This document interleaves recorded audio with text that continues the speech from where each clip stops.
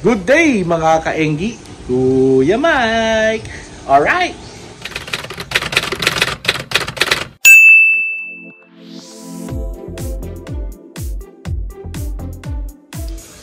So mga kaenggi, no, galing tayo sa BMJ Meat Shop, no, kay Kuya JP. At bumili tayo ng pang-ulam. Tara, samahan nyo ako. Luto tayo. Alright. Ayan mga kaenggi, no, so hinugasan na natin yung liempo, tsaka pakukuluan natin to, no. Nilagyan natin ng asin, paminta, tsaka laurel para magkalasa na yung ating baboy. Tapos mamaya po may mga gagawin pa tayo dyan, no? So adobo sa puti ang ating gagawin ngayon. Tara, samahan nyo kami. Alright. So mga kaenggi, no, kaya natin siya pinakukuluan para lumambot rin yung ating baboy, no. Tapos mamaya pa natin talaga ilalagay yung ating mga sangkap para do sa ating adobo sa puti ni Kuya Mike. Alright. So mga kaenggi, tignan natin, no, kung ano nang nangyari. Yan. So tuloy lang natin yung pagpapakulo nito, no. Tapos mamaya ihalo na natin yung ibang sangkap, no. Siguro mga 5 more minutes. Tapos i-drain natin yung tubig. So mga kaenggi, no, so niready na natin yung ating suka at saka patis, no. Yan patis yan ang nagdadala dyan, kaya dapat quality patis ang inyong gagamitin, no. Alright.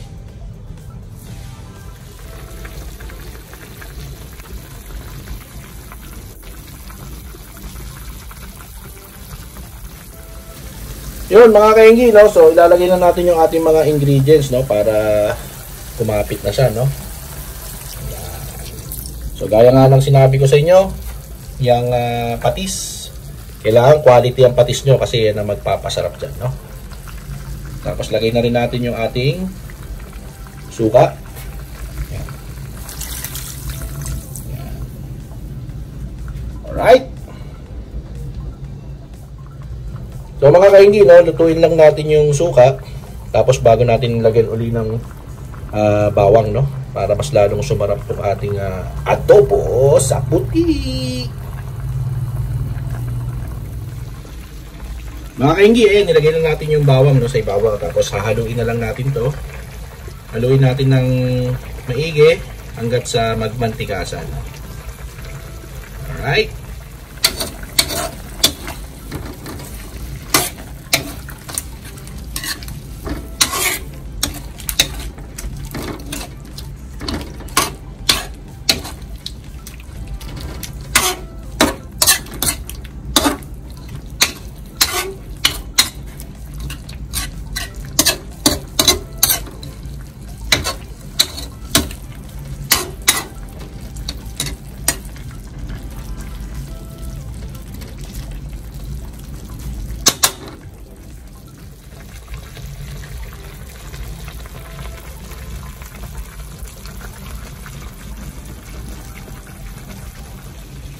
Mga kaenggi, ayan, no, tuyo na siya, no. Pagmamantikain na lang natin tong ating adobo sa puti, no.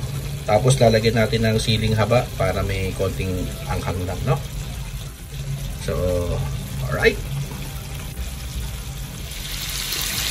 So mga kaenggi, nilagyan na natin yung siling haba, no, para ma-incorporate na siya yung lasa niya dun sa ating pinagmamantikang baboy, no. Yan, no. Alright.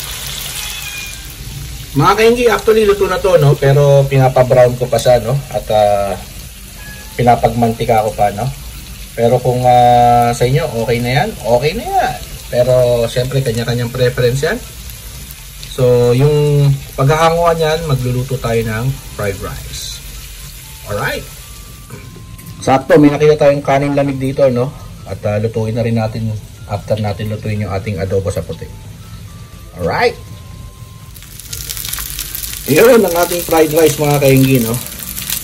Ayan, no. Tapos kain na tayo. Alright.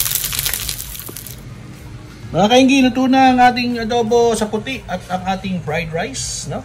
Ayan, no. Alright.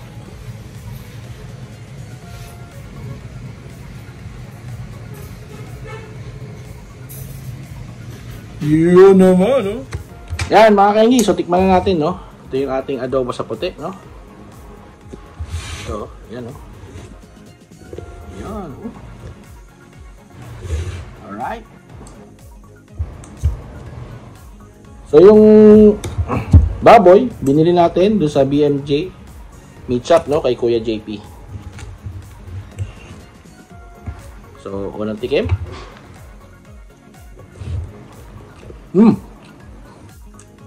Sarap. Extra rice na naman to, mga ka-engi. Alright.